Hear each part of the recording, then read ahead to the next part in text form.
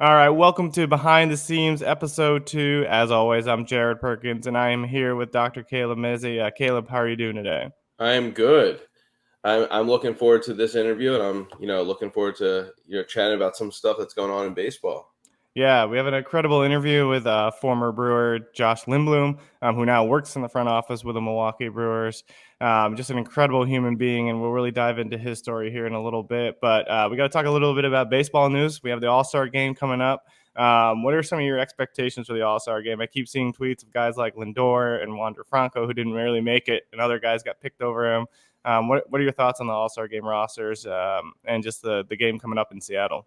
Yeah, the first thing that comes to mind is the coolness of having two rookies that are not only in the All-Star game but like voted in as starters. I think that's a really cool thing, just in terms of where the Yeah. game is positioned, where it's going. So that's like the first thing that jumps out. I think I always just take a moment to understand that the All-Star game is like a part of the festivity. It's not like the whole thing. And for some people, it may not even be their favorite thing. But I like the home run derby. I think the home run derby, in terms of the way they're doing it, the people who are participating, is kind of interesting. Seeing a lot of the same faces, but then seeing a lot of younger faces, and the matchups will be, of course, entertaining in that respect. I think the other thing that we always bring into fold with this is the futures game, and then the MLB draft. Now that it's positioned to be right on Sunday, I think, yeah. So those are the things that I'm looking forward to. I think this draft coming up is going to be really interesting. But it's all part of that one weekend, or Sunday, Monday, Tuesday, for the MLB All-Star game. Yeah, I love the home run derby. That's probably my favorite part of the entire All Star weekend. The It's cool to see Julio Rodriguez there just because of Seattle. I know he got added to the All Star team too, and Royals Twitter went off comparing Bobby Witt Jr.'s stats to Julio Rodriguez. I'm like, well, this game's not in Kansas City, so Bobby Witt Jr., even though he might have better numbers, isn't going to get selected over Julio Rodriguez. I think if like Bobby Witt had maybe 2 or 3 additional weeks, he probably would have been the Royals candidate over Salvador Perez, but because Bobby Witt just started getting hot recently. But the Yes. fact that Royals fans are like Bobby Witt Jr. should be there over Julio Rodriguez, I mean, it's an All-Star game. You're in Seattle. You're not getting Bobby there over Julio. Right. And I think that they wanted Julio in the home run derby Yeah. because of what we saw last year. I think, he's going to be that guy who I want to say stays there. It looks like Vlad is also a repeat, and we obviously know Pete Alonso will be there to defend always his crown. So I think that's kind of the good fit. I mean, we could debate all we want about people who should have made it and whatnot. And I know what always happens. This is the weekend, right, where we start to see people drop off, get placed sadly on the injured list, just choosing to sit out. And I think we're going to see those replacements just kind of, funnel through right now. Yeah, and I just in terms of the MLB draft, I think this is the first year like the top 5 guys have legit like 60, 65 grades, that they could be actual legitimate major leaguers. You got like Dylan Cruz, Paul Skeens, Wyatt Langford, I think Max Clark, and then there's one more that I'm missing. But they're just absolutely loaded at the top of the draft. I mean, if you're the Pirates, you got to be really excited going 1-1 here. With the opportunity to get Dylan Cruz. I mean, Pirates fans are going to be real upset if they pass on Dylan Cruz because I think he's like one of the most legit bats that's ever come to the draft in a very long time. Yeah, I think a lot of people have been comparing him to Adley in terms of the, Yeah. bat and then preparation going into, pro baseball. And I think one of the things that we're seeing here is the signability factor. Mm-hmm. I know they've talked about this on Just Baseball, so plug right there. But I think the thing that we're going to see is that Dylan might not go to the Pirates, and it's not necessarily because he's not the best player, but it's because he doesn't want to really play there or sign there. And we've seen all these players kind of flirt with, I don't want to sign, or I'm not going to sign for this unless I get over slot, and then they kind of drop. He's not going to drop too far. But like you said, there's those 3 studs that are definitely going to go in the top 5, and then you can debate where Max goes if Max enters 2-3, and then who's going to be 5. Like that's always the debate, like you were saying. So I think it's going to be a really interesting draft. I think baseball has really good momentum going into the draft. The College World Series was exactly what they wanted it to be going into a draft. So it kind of reminds me of basketball because of the March Madness and then going into that draft. So I really like where baseball is positioned right now, and I think it's cool. Yeah, I gotta give Max Clark props. That social media team's got him just absolutely skyrocketing before he's even made a debut in pro level. I agree. I think he's like he has the Bryce swag. Yeah. He even has the eye black to prove it. But He gets a lot of comparisons to him too. I know because he's got that explosiveness and the Yeah. athleticism. It'll be interesting to see where he goes. Yeah. Yeah. I mean, it's going to be a fun weekend. I think, like you said, it's good for baseball. It's a good way to kind of grow the game, I think. Both having the draft at the All-Star game and just being able to kind of grow that a little bit more. So the other thing that you wanted to talk about here is something that is popping up in the baseball world called the Immaculate Grid. So Yes. tell us a little bit about that. I just love how you know segued into that. I Yeah. think Immaculate Grid is a really fun, entertaining game. It's similar to that Wordle. They had Wordle, and then Yeah. they had the baseball version. I forget what the baseball. What was it called? I The can't baseball version. remember. But they had that, and Immaculate Grid is even better because it shows how dorky one can be and how good people's memory can be. But here's the Yeah. challenge: so you have 9 squares, right? You have 3 on top, 3 across, 3 down, and you only have 9 guesses. I actually wish they put 10 guesses for 10 for 9. Like one mistake. Yeah, So at you least, can at least actually, giving you one mistake, because if you miss one, then the strategy in your head is, do I continue to go after that one missed square, or do I just move on and go to the next one? So at first I was really struggling because I had no strategy and I was going all over the grid just whenever things popped in my head. Now I just go straight line. So if there's, 40 homer seasons or 300 lifetime hitter, like those kind of things, I'll tackle that first and then I'll go backwards and go through each team. When I do that, I feel like I'm much better. So every morning I wake up 4, 5 a.m. I'm the first one to send it to my brother and my dad. We have a group chat, and I sent it to them with my score. I was 9. I think I had 9 for 9 for like the last week or so, and I had 1 8 for 9 because no, I had 2 8 for 9. I had Ricky Henderson. I got wrong. I can't remember who the other person was. But my brother and my dad will send theirs, and then once they send their squares of what their score was, we send our answers. So today I nailed Ron Gant right down the middle. So I was happy that I could pull Ron Gant. But for me, it's always fun to get the less than 5%. I will. This would be a good segue into our guest, but I did pull a Josh Lindblom. Just knowing all the teams that he's played for, it was easy just to throw that. So I would say that yeah. not only is Immaculate Grid fun, but you listen to our podcast, and I think that you will get some answers before the reveals actually happen. Yeah, I mean, I got one the other day was Rays and Dodgers, and I just put Steven Souza Jr. in there, and it's like 0.2%. Exactly. And that's the best part, is that it's going to become easy just to get the 9 for 9. But when you're getting the percentage lower than 5, like those are the real pulls right there. Yeah, I think these kind of little games are cool because it just like it brings back memories, right? You start thinking about guys that you haven't thought about in years. And I remember I started doing it just last week, and I was like, I haven't thought about these names in maybe 5-10 years, and then all of a sudden they're popping up on my radar or in my mind again, just because I'm seeing the 2 different names or the 40+ home run season, those kind of things. You're also getting flashbacks from trade deadline, free agency, guys just being moved around. The hard part when I first started was I was like, wait, does this guy have to be in their system or does he have to play? Yeah, like, actually play. Because I was thinking of Adam Wainwright. Like we know that he was on a Braves farmhand, but then he was on the Cardinals. Like those kind of things. And you get a lot of wrong ones, and then you start to realize this is what you have to kind of figure out. So what guy has been traded a lot? like the Edwin Jacksons, the Octavio Dotels, Mike Morgans.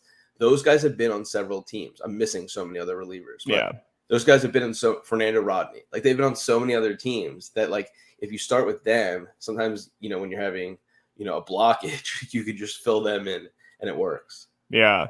Speaking of a guy that's been on several teams, that kind of goes into our guest, Josh Lindblom, who played all over the place in the minor leagues, in the KBO. Finally got to make his major league debut with the Milwaukee Brewers. I don't know if he made his major league debut with the Brewers. I think he was with someone before that. The Dodgers, I think. Yeah, the Dodgers.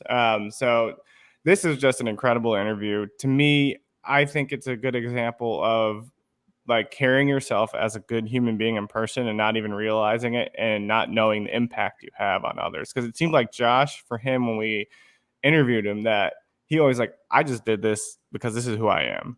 He never like went about his way because he thought, oh, I'm being a good person or I'm trying to make an impact on other lives. Like he just had an impact on other people without even knowing. And I think that's a good example of like your actions that you take every single day really can rub off on others. Yeah, I would just add to that. I mean, I've gotten to know Josh over the last couple of months, and I think one of the things that resonates with me is like you said, the good person that he is, but he really soaked up being a major leaguer, Mm. going through the trials and tribulations that we talk about, the journey that is the climb to the majors. And then once you get to the majors, there's another climb, right? And knowing that it's okay to go to the KBO, it's okay to be a starter and a reliever, it's okay to get hurt and then think about what you're going to do next. He really soaked it all up for what it was worth. He never did woe was me. He never looked at it like, they're not giving me the fair share of like opportunities or, starting or relieving. He just said, I got here. I'm going to take it for what it's worth. And this is, a testament to who he is as a person. One of the things that really stood out to me, and this is not a spoiler by any means, because we've seen this on his social media, is how loved he was. Yeah. By his friends, his family, his teammates all over the globe, no matter what team he was on. When he made his retirement announcement, the tweets, the Insta stories, all these kind of things that were tagging him and saying how great of a human he was. This is not the kind of guy that a fan would think, oh, he's the immaculate teammate, Yeah. right? Like he's like the epitome of what a leader looks like. But it is clear to me in talking to Josh and then hearing him speak to us in this interview that he is a leader.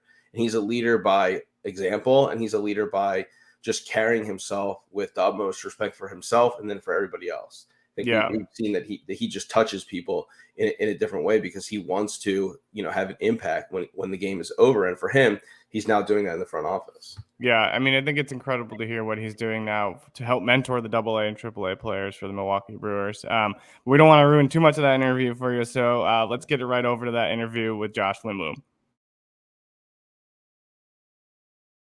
Baseball. I'm Caleb Mezzi. As always, I have Jared Perkins with me. We have a great guest, Josh Lindblom, who is going to kind of walk through his career. Let me set it up for him.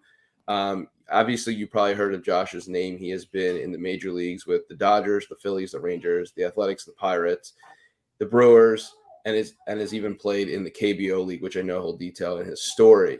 But what I want to do is I want to say that Josh right now is working in player development with the Brewers. He's going to detail his journey through the major leagues, through the KBO League, and really what he's learned in his transition process into the front office and the other things he's doing as a dad at home. We even joked about some of the stuff he's working on where he's unpaid as a Uber driver with his kids. So, Josh, please just introduce yourself and give us a little detail on your journey. Yeah, that was pretty good. I mean, Wikipedia is amazing, huh? No, it's been, I played for, born and raised in Lafayette, Indiana. Still live here with my wife and 4 kids.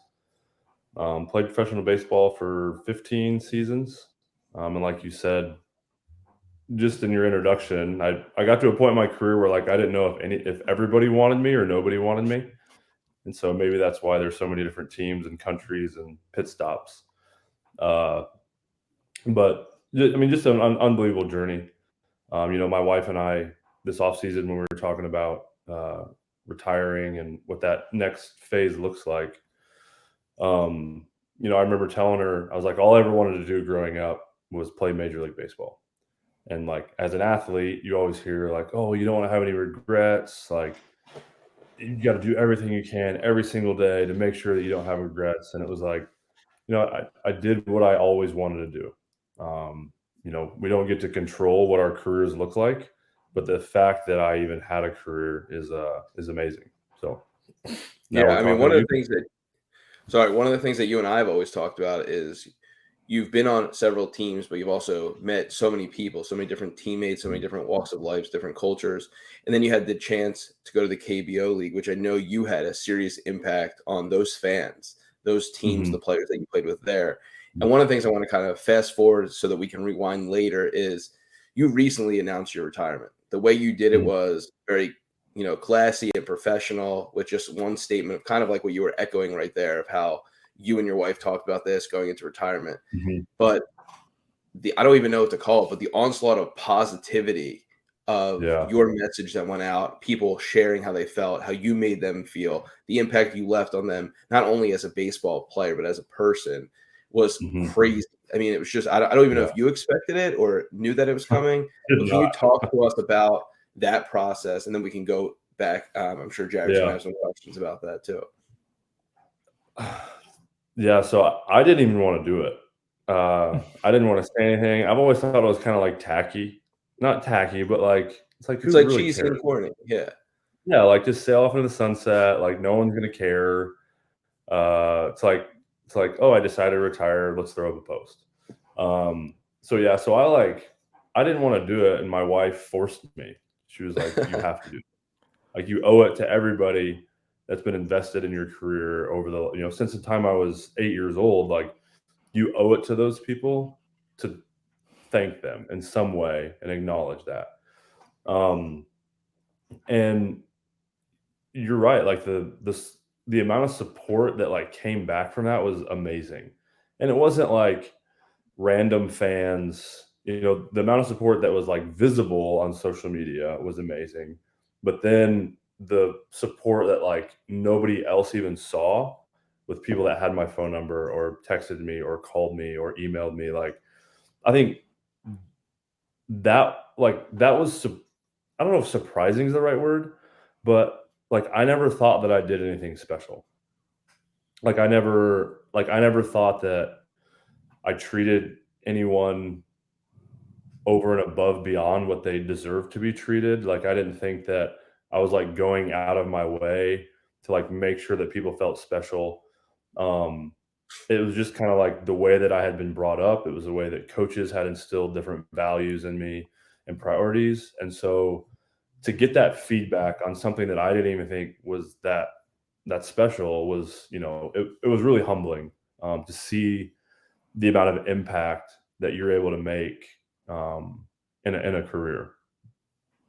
Yeah, I think the one thing that's incredible there, it's just kind of a testament to who you are as a person, right? I know you said that like I didn't ever felt like I treated anybody that differently or that I wouldn't wait the way I would want to be treated, but I think it's just a testament to kind of the person you are, and you had that kind of impact on all those people around you as well. Talk about a little bit because throughout your career, you were traded a few times. You had to go play in the KBO. That's a lot of transitions to happen right during your Yeah, career. So how did those kind of transitions help you in terms of transitioning out of baseball, like yeah, having that experience while you were playing, already having to make transitions over and over again?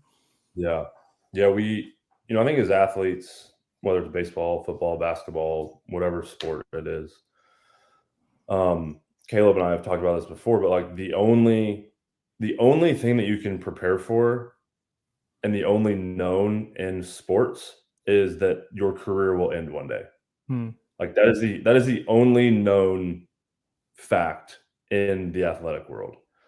And I think all of those mini transitions, trades, different teams, different cities, different countries, like all of those mini stops were like mini preparations on the way to the big transition. And so like having to adapt to different people, to different cultures, to different organizations, to understand who I was as a person was important in those. That performance and my identity as an athlete wasn't primary. Um, so moving all of those prepared me for like this transition that I'm still going through. That it's not a one time event; it's a process over time that I go through, and eventually, like even in this life, there's going to be other transitions that I have to adapt to. So I think perspective is big.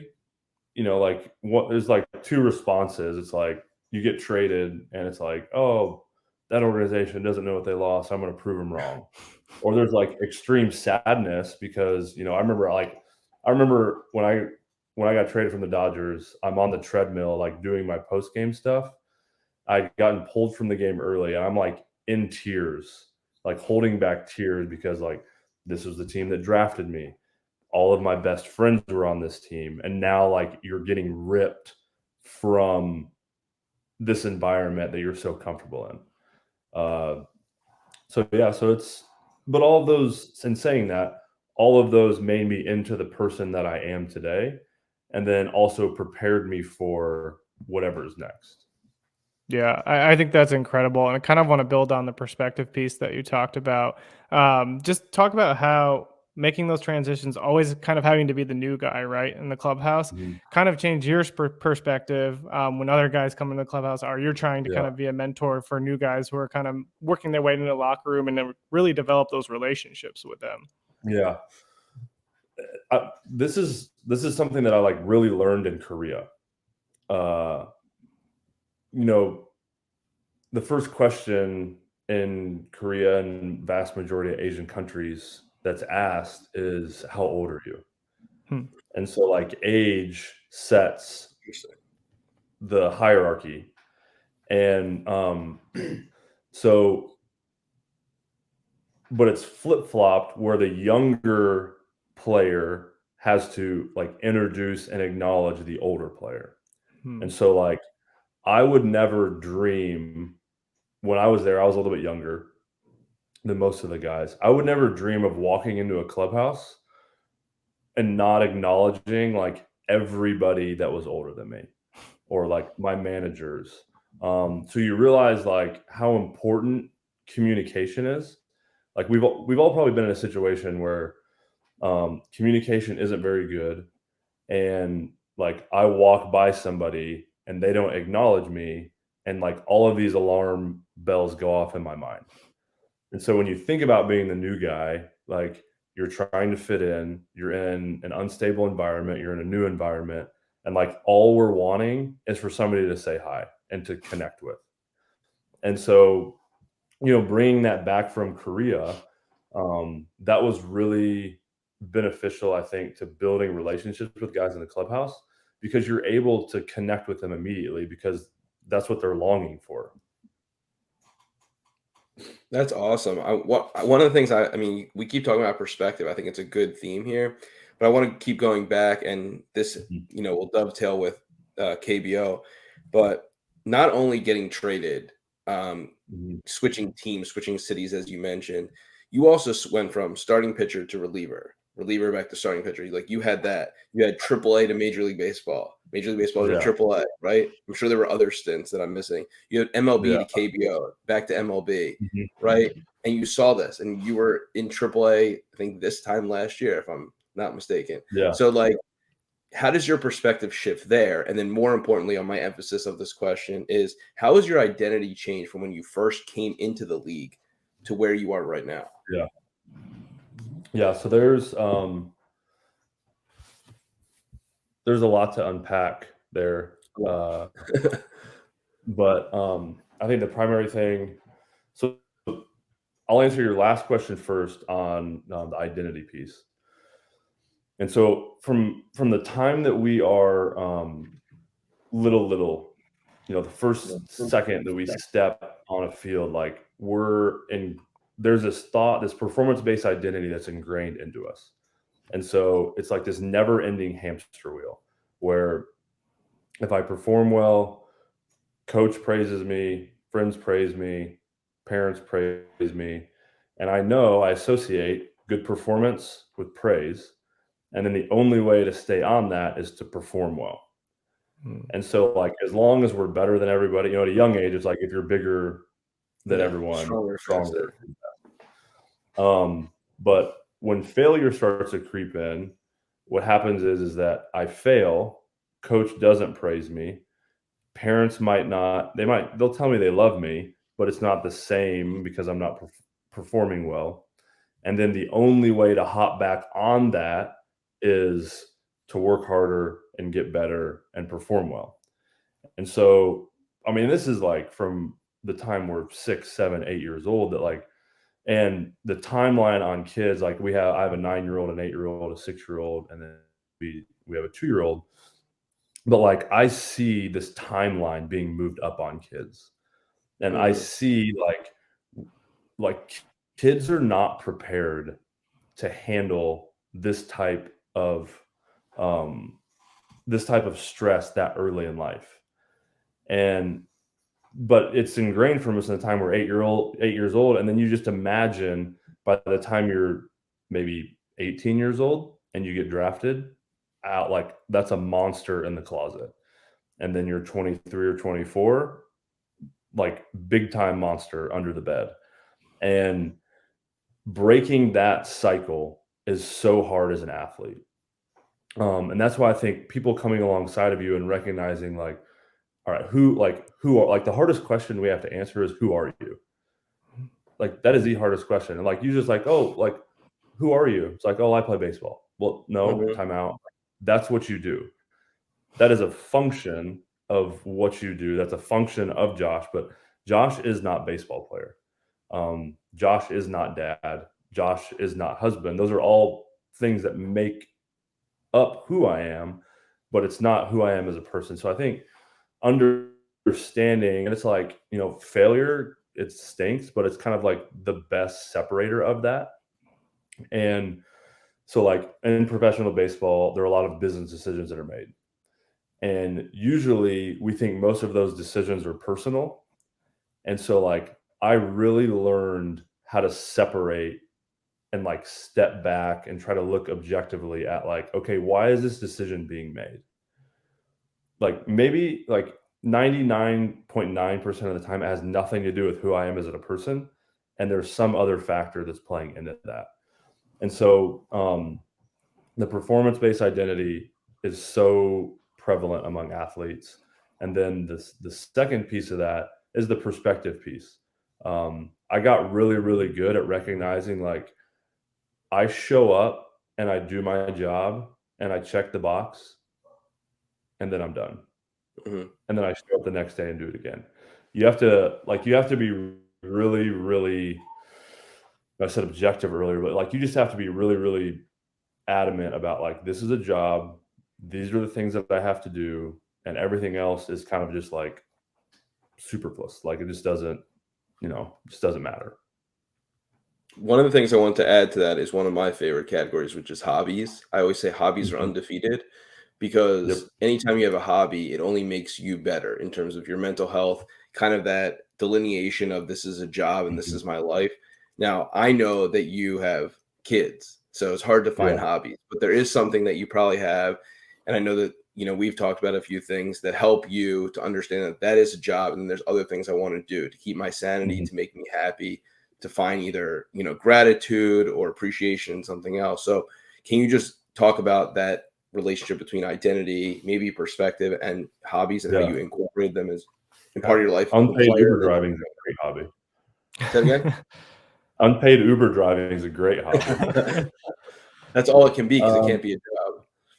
Yeah. I remember vividly, like one of the best things that happened to me in my career was when we had our first daughter.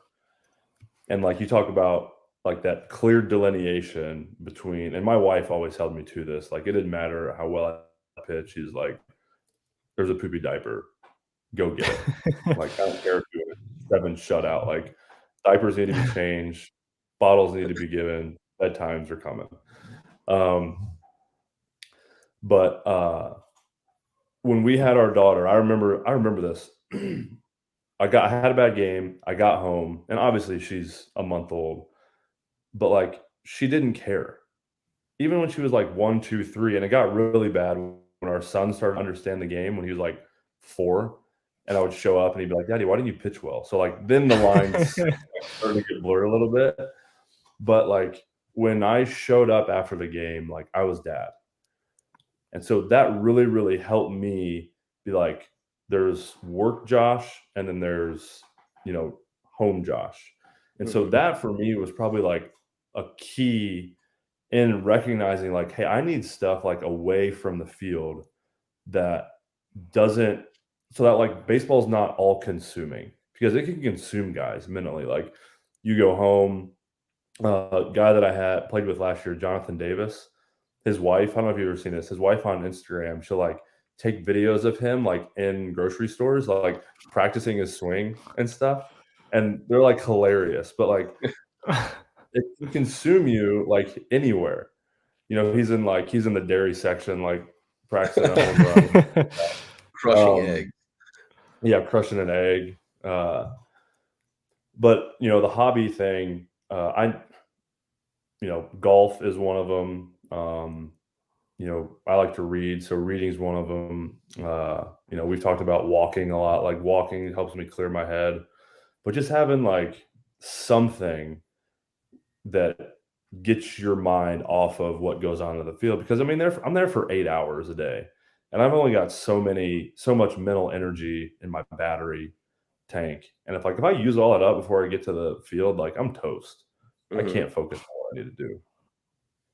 Yeah, I think that's something like everyday people can learn from, right? Because you have a bad day at work, whether you're playing, even if you don't play baseball, if you have a bad day at work, you can't take whatever happened at the workplace home Yeah. to your kids, to your family, and things like that, because there has to be some kind of separator.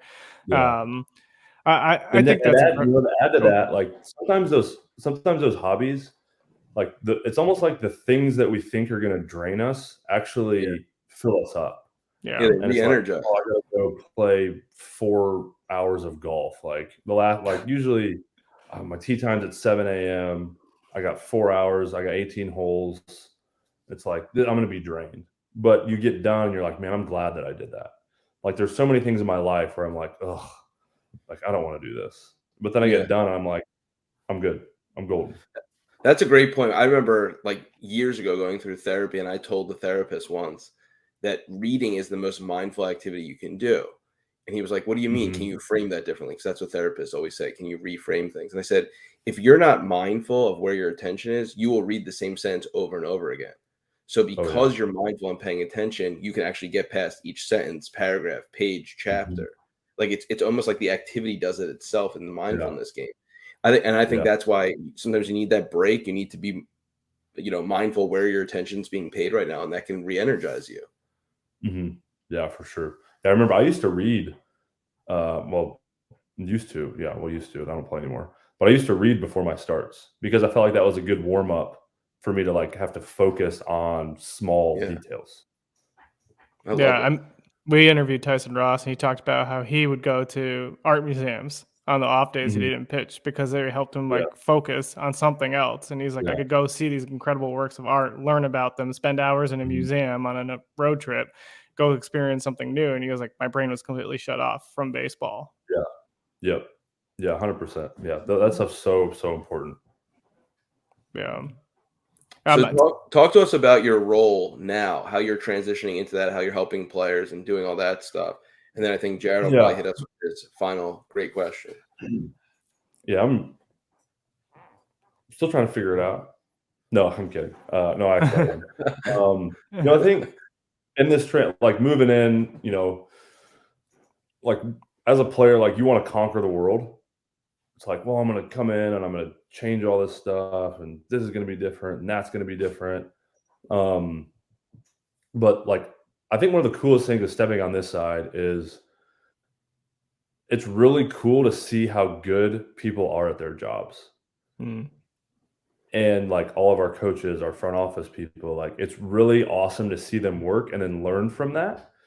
And then also in this, in moving into this new role, uh, like because everyone is so good at their jobs, like they don't need another coach. They don't need Mhm. another remote coach.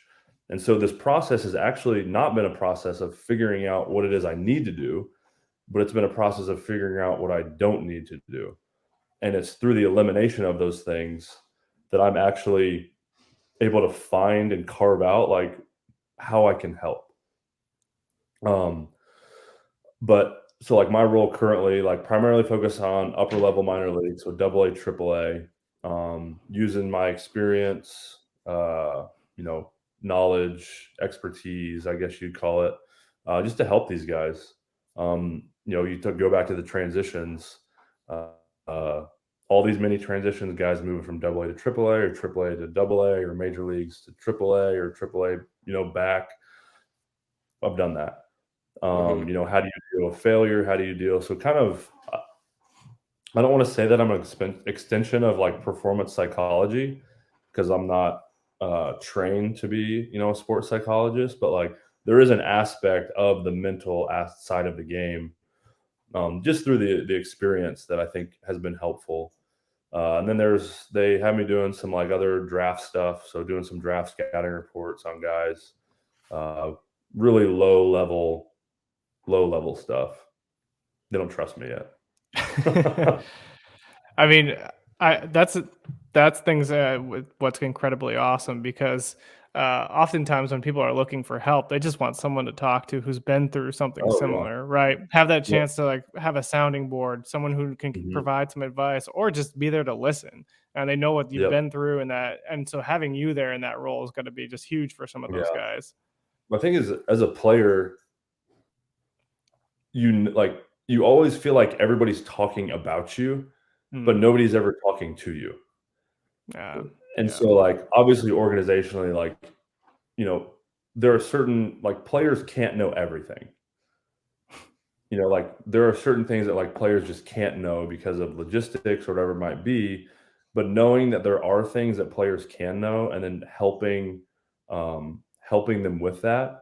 Like I joke around, they sometimes like people are like, "Oh, what do you do?" And I'm like, "Oh, well, I have all the conversations that like nobody else wants to have." Uh, but yeah, no, it's been great. Just keep continuing to build relationships with guys and connect with guys. So it's been fun. Yeah, I love that. That kind of dovetails into the last question that we always ask when you talk about connecting with guys. But if you have that one piece of advice, whether it's a guy trying to find his identity outside of the game Mhm. or just trying to make his way through professional baseball, what would that one piece of advice be? Uh, man, these questions are always hard because there's so much, and like Yeah. narrowing down and pinning down like one thing is tough. Um, I think that we go back to what we talked about at the beginning. The one thing you can prepare for is the end of your career, and just because you're thinking about the end of your career does not mean that you've given up on the current status of your career. Like, I know it's kind of like taboo to be like, oh, well, I'm going to think about my retirement and I'm 20 years old. Well, Mhm. like, I'm sure Caleb's read some of I can't remember the article, but, there was some research that there's actually a link between career readiness and on-field performance. So Yeah. when players actually think about and plan for the end of their career, they actually were able to link that to increased performance on the field, because I think what it does is it helps with the identity piece. It helps with the preparation piece. It helps with this clear like compartmentalization of on-field performance and off the field life. And so starting that sooner rather than later. And you don't have to have like a completely detailed plan, but like just thinking about it. Like what set me off thinking about it was the fact that I got hit with a comebacker. It broke my tibia. And I was like, if this was a serious injury, I'm 24 years old. I don't have a college degree. Like, what would I do? What would I do? Hmm. I don't have that answer. And Mhm. I don't need that answer, but what I do need is like some direction. Like the analogy that I use with a lot of people is like, you don't like, we're so focused in our society and our culture on like what's your destiny, like what's the one thing that like you will discover what that thing is. What you need, it's like when I take my kids to bowl, like they can play without the bumpers. They're gonna probably bowl a zero. But what the bumpers do is the bumpers keep you moving forward and Right. keep you within a certain like range, so so that you don't bowl a zero. Right. But you're always the ball is always well, sometimes my kids throw it backwards, but usually like the ball is always moving forward and it will eventually get to its destination. And planning and preparing for the end of your career, it's those bumpers. It's so you Yeah. don't go off together. That's a great analogy because sometimes you'll knock over one pin, sometimes you'll knock over three, but you want to knock Mhm. over 10. I think there's 10 pins in Yep. bowling. And it's But really hard to it's not knock one over with bumpers. Like, even I've by seen it done accident. before. Yeah, Yeah, even if you ride the yeah, bumper all the way down, you'll hit the back ones. yeah. It's I've really seen good, my and kids hit zero before, but I guess that's where the analogy breaks down, right? But you brought up a good point too in your career, the injury that you encountered. A lot of the ego and the arrogance of professional athletes, not just baseball players, right, is that won't happen to me. That can't happen to me. And everybody's going to have their moment like that.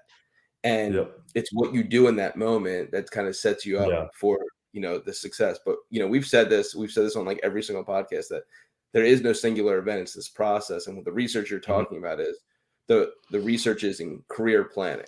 If you focus on career planning, it doesn't take away. If anything, it's a healthier relationship that you now know that this is a job and you're still planning for your career for when that job is done. It's back to those interests, those hobbies that we talked about. Yeah, there's no other career in the world like professional sports. None. So there's no comparison that you can even begin to make when the vast majority of career earnings for guys are between the ages of 20 and 30. Then it gets reset to zero. Like if you're 30, my resume was funny when I wrote it. It's like, I'm 35. I'm applying for jobs with you need 10 years of leadership experience, or you need, X number of years of education. And it's like, I've got 15 teams on my resume. Is that cool? There's nothing like it. And so you can't treat the athlete like you would somebody that's moving from, sales jobs or, whatever it might be. Yeah. I think that's an incredible way to end on, in perspective to go with. Josh, we can't thank you enough for joining and opening up and sharing your story with everybody and the listeners. I'm wishing you nothing but the best as you kind of figure out your role with the Brewers and all those fun things. Thanks, Josh. Thank you, guys. Appreciate it. Good talk.